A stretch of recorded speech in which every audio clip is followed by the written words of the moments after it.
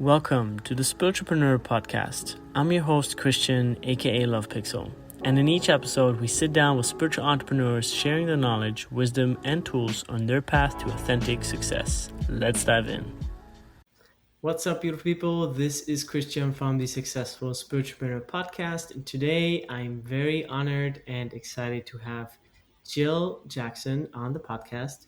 She's an internationally celebrated psychic medium, spiritual teacher, and soul alchemist who guides her clients through profound spiritual transformations. She's also the author of Manifesting Your Magic in the 5D, Mississippi Medium, and the upcoming book, Children of the New Earth, which will be released in February of 2026. Jill empowers her students worldwide to awaken their sacred gifts and step into their divine purpose. And her journey from a Southern Baptist to a renowned psychic medium inspires maybe you as well to step a little bit more into your spiritual calling. And I think she's the perfect fit to have on for the Spiritualpreneur Podcast. Welcome to the show, Jill. Thank you, Christian. Thank you for having me. Lovely. So let me ask you this. We have a lot of listeners here on the show that really, are interested in two things. One is spirituality. That's why spiritualpreneur, right? And the other one is entrepreneurship. Okay. And I would say the basis to starting a spiritual business or being a spiritual entrepreneur is finding first yourself within, and then from within going without and carrying that out into the world. So, with that being said, how can people find their purpose? How can they better tune into the reason they came here for on this planet?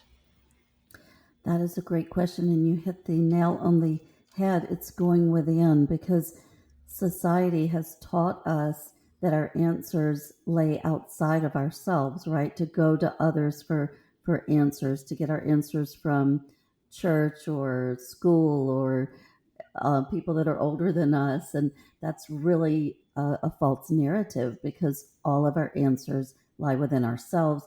But there's also steps that we can take, Christian. And the first step is really being honest with ourselves and facing all aspects of ourselves, including the shadow aspects of ourselves. Because when we're spiritually awakening, we want to dive into the fun parts with soul expansion and learning about energy. But it's really important that we really get to know our traumas and our triggers that are stored in the subconscious mind, because that's where our fears creep in, and that keeps us from our full potential.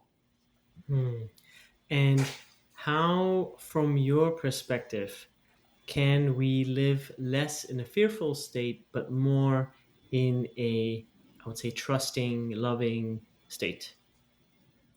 It's definitely a journey, and it's important for us to really rewire our brains, because so many of us had false programming, false narratives that were ingrained in us, and those false narratives really get trapped in the subconscious mind, and they come out in the form of triggers or fears or limiting beliefs. And so for us to step fully into our potential, we must acknowledge, because the first step is awareness of understanding that we do have fears. We're humans. All humans have an ego. All humans have fears. And if we can face those fears with a place of courage and grace and love for ourselves, then we can really get to know all aspects of ourselves and then overcome those fears to step fully into our mastery. I love that. And for all the entrepreneurs out there who are also, of course, maybe not so much externally, but definitely internally spiritually interested and are spiritual themselves, like, what do you think? How can they balance staying authentic while running a profitable business, right? Because it's beautiful to be spiritual, maybe a psychic, a medium, or a counselor, or whatever it is, and maybe do things on donation basis if you're not very comfortable yet. But at some point, there comes this point in people's or entrepreneurship's journey where people just, you know what, I'm ready to get paid for this. So what advice do you have for people to stay, I would say, authentic and yeah, I guess how did you start out? It is a balance. And even though I was born a medium, I still went to college and I became a CPA actually. And I was a money manager in Hollywood for many years. And so I learned that balance while always staying true to who I am. So I teach my clients and my students that if you do not run your business with just like a normal entrepreneur would, that you're not going to have success. So finding that balance is key. And I think that is balance is the word that we're looking for, and understanding that there's tools, just like there's tools to meditation, there's tools to finding mindfulness, there's also tools to running a successful business as well. Yeah, beautiful. So what I'm hearing is like, try to adhere to a balance of your spiritual, your intuition side of things, but don't ignore making decisions that are maybe based on data or research, and just like look into and make sure that you do the due diligence that is part of being in the world and doing things in business and in form, right? Absolutely. And it's what I love helping people with, because we've been taught about the fifth dimension. I've written a book about it.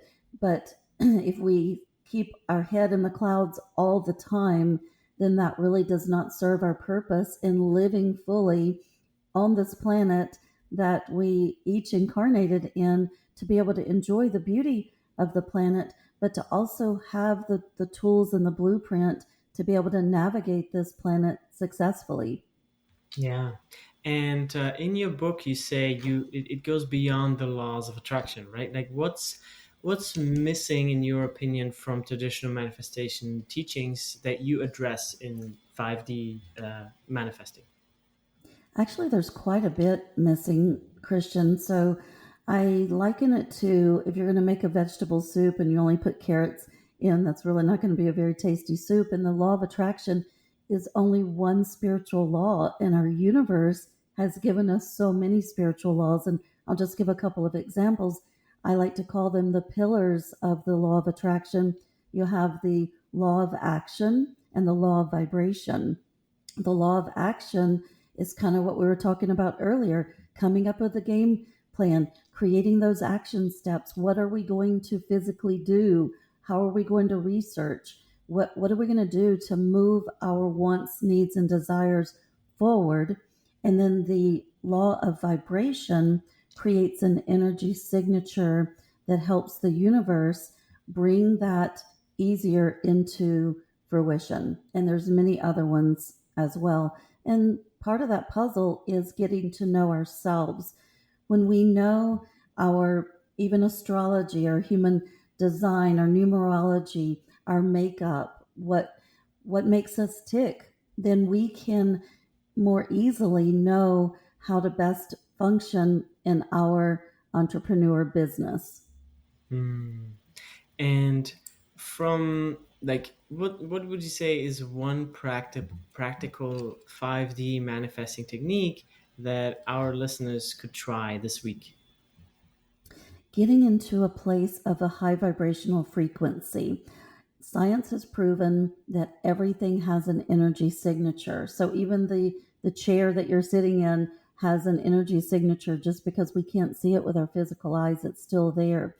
And once we start understanding energy and frequency, we can start changing our thoughts, our words, our deeds, and that creates an energy. So I recommend at least spending 5 or 10 minutes a day just closing our eyes, whether that's sitting outside in nature or just going into a place of stillness, connecting within, connecting to that heart space within ourselves, and also practicing gratitude and really paying attention to our words. If we are in the habit of saying words that have a lower frequency, then we can learn to reprogram the way we speak and to change our vibration, to remember to speak with kindness, not only towards others, but for ourselves as well. And that shifts that energy. Beautiful. And with shifting that energy and people how to learn how to deal with that, what was your, I would say, one of your most profound experiences in your own career as a psychic medium that either you learned something or the client learned something that you just remember that was so just impactful for you or the client? Like, can you tell us an example? Yeah, I'll actually use an example for myself personally, and I write about this in my book. Prior to having multiple miscarriages, I was a master manifester. I've always been really successful at bringing anything I want in my life into fruition. And so I decided I wanted a biological child. And after doing all of the tools from the law of attraction and everything, the vision board, naming the child, all of the tools. I sadly ended up with 5 miscarriages. And of course, I went through a period of grief. But during that, it provided an opportunity for me to dive deeper. And once I was able to go on my own spiritual quest to find answers, then that's when I uncovered that my soul's blueprint had chosen not to have biological children in this lifetime. I chose to be a stepmother. I chose to be a spiritual mother to many. I chose to be a mother of doggies and furry babies. And so, but it took a while. This was probably a 3 year period. Yeah. But I would say that the what we can learn from this is that through our challenges and through our heartaches, this is when we have the most opportunity to continue growing and learning, not only to help ourselves, but others as well. Mm, yeah, I love it. There's a quote from A Course in Miracles, which is, a kind of a book about non-duality. Um, it says your biggest setbacks are your biggest accomplishments, and your biggest accomplishments are your biggest setbacks, Yes, beautiful. So profound. which is very interesting, because it's again it kind of flips the script on its head. It's not from the outside in; it's from the inside out. Very interesting. So I would love to switch gears a little bit and just maybe, have you help us tap in a little bit more of your, psychic abilities. And what do you see maybe from your experience or from working with your clients? Like, what do you, when you work with people, or maybe even you have, you can reference entrepreneurs, especially, what energy blocks do you see that a lot of entrepreneurs are carrying to sabotage their success? It's a little hard to say because it's like maybe there's no blanket answer, but yeah, what do you think?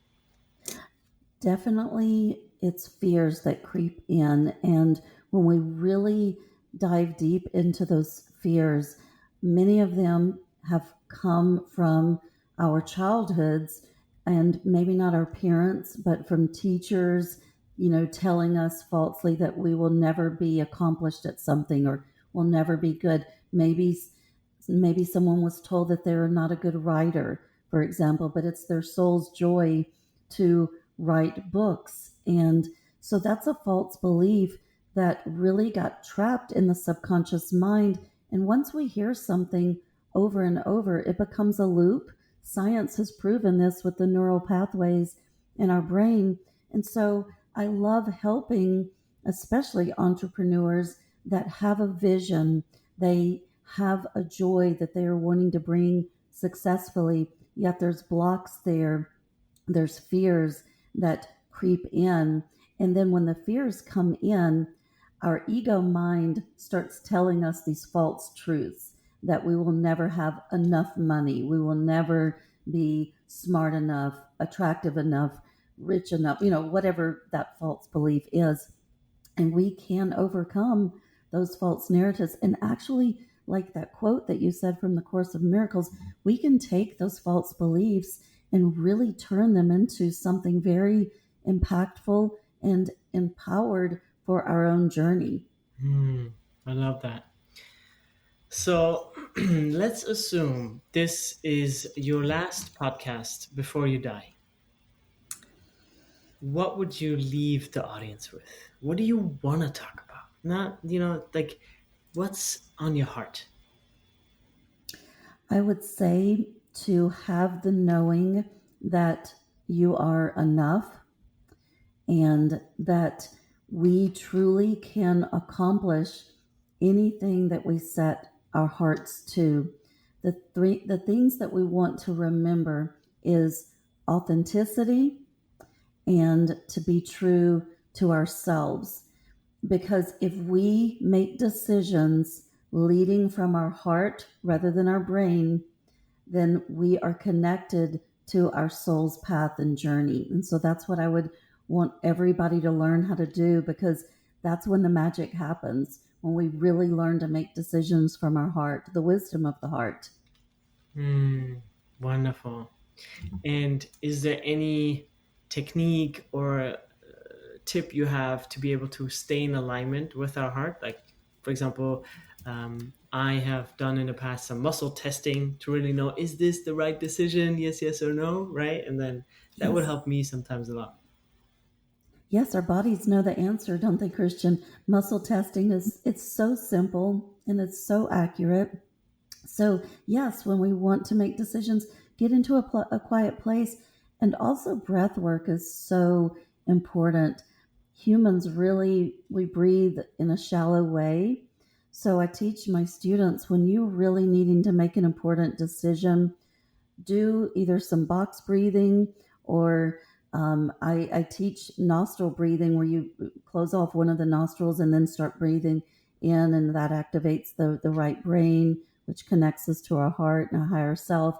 So these are some techniques. And then we can do muscle testing. We can ask and we can talk about either choice A or choice B and pay attention to how it feels in our stomach. How does that feel in the body? If you go forward with choice A, let's say that an entrepreneur is deciding, do I want to bring a new market into Chicago or do I want to bring a new market into Los Angeles? And really get quiet, do the techniques that I just mentioned, and ask yourself in your body, how does this feel if I bring this product to Chicago? And give yourself time.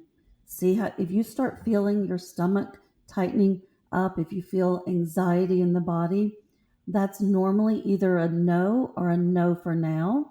And then do the same for the other decisions as well. And it's really powerful. Hmm, I love that.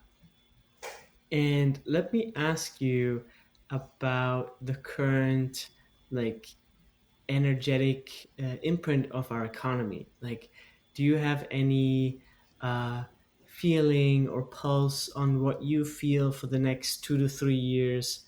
Um, yeah, what's your take on that? I feel like, Christian, that we are in a time of great change, and it really doesn't even take a psychic to be able to kind of see what's going on in our world. And, especially in the United States, but it's global in a lot of ways. I feel like there's changes, and I feel like that the old is being destroyed. And if we could kind of look at it like the footing and the foundation that we have all come to understand is being dismantled. And we can either fight it, go into fear, feel anxious about it, or we can recognize it and ask ourselves, what does this look like going forward? And what I can say is, when I have peered into the proverbial crystal ball and kind of looked at the energy of what's coming, it does feel very, very different. I feel that there's more of a digital currency coming over the next year or two. I feel like there's changes coming in that regard. And I feel like when we can really anchor in more of the energy of the new earth, those of us who have stepped into our joy, who have stepped into our authenticity, are still going to be able to be very successful moving forward. Yeah, yeah. I think the inside values are gonna be more important in the time coming up, because that is what the universe or the future is kind of like stepping into Yes. collectively. So authentic people are gonna be more successful. successful people who are successful, who are not making the success authentically or honestly or with integrity, will be less successful. I agree 1,000%. Yes. Yeah. It's exciting times. So, in your upcoming book, the Starseeds and New Earth Children, like, how can you explain what these terms mean? And yeah, maybe a brief summary of what the book is about and why you wrote it. Yeah, absolutely. Most people have heard the term either indigo or crystal children. Some people have heard about the rainbow children. And I am an adult indigo, was born a psychic and a medium. But indigos kind of have this fiery personality. They kind of want to bring change through activism and speaking out. So there's a fiery energy is the best way that I can explain that. And then you have the blue rays and the rainbow ray children and the diamond rays, and they bring change with a different energy signature. And in 2014, I started channeling about a new breed of star children coming in. And my guides told me they're called Golden Ray, and they come in on the 12th ray of consciousness. They have a golden aura, and they started incarnating in 2015. And they bring with them a higher level of wisdom and a lot of information on new technologies. And so it's kind of a lot of galactic energy, if you will, wise old souls. And traditional schooling is not going to work for these children. They're going to need either hybrid schools, home schools, non-traditional type, the schools even with nature and learning mindfulness and all of these latest star seeds are going to really not thrive in traditional education. And so I wrote the book to help parents and guardians and grandparents and teachers understand that these children are gifted. And when they tell us prophetic insights, to pay attention, it's not their imagination. And when they can read energy and see what's going on, or maybe see their loved ones that have passed away, that is a real experience for them. So that's why I wrote the book, to be able to help all of us understand these children. Yeah, and I have a 7-year-old too. He's great. He's like an angel. What an incredible child. And yeah, it's an honor to raise him. He's currently going to school, but I'm thinking of taking him out after like fourth class, to just homeschool him and you know. But he's doing very well in school. But I think like after fourth, fifth grade, I think it's just have him at home. He can start to program with AI and do all kinds of stuff. Kids are so smart these days. Like uh, I bought him like a Nintendo Switch, right? And we learned how to like hack the system and like put some files here and there. I mean, it's incredible, like, and they're so happy when you hang out with them and you spend time with them. You actually like you teach them something that's not, I don't know, just like making food with them or watching a movie, but actually that's like it's like it's like nutrients, nutrients, nutrients, download, download, download. You can see in their eyes, they're just like, I love this. This is amazing. Oh, I feel his energy. That's beautiful, Christian. Just such a purity there, and this innocent, pure being, but that's so wise at the same time. You just gotta have to love that combination.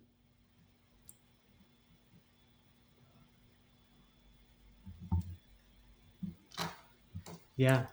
I really love spending time with him. He's incredible, and yeah, it's very interesting. Like me and my wife, we have a very um, how do you say, like a very conscious relationship, right?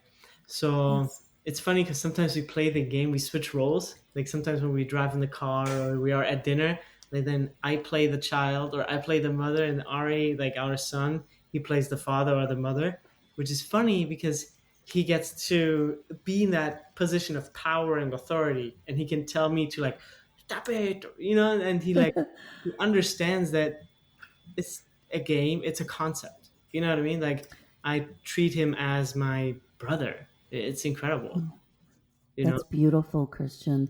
And the children that are coming in on these waves, the higher waves of frequency, like your son, the other thing that I channeled is they're only choosing high vibrational parents who are awake and who understand energy. So it's no surprise at all that your son chose you and your wife as his parents because of that consciousness that's already there where he can truly thrive and step into the authentic version of himself and what he brought forward to humanity and to the collective. I think that's just amazing. Yeah.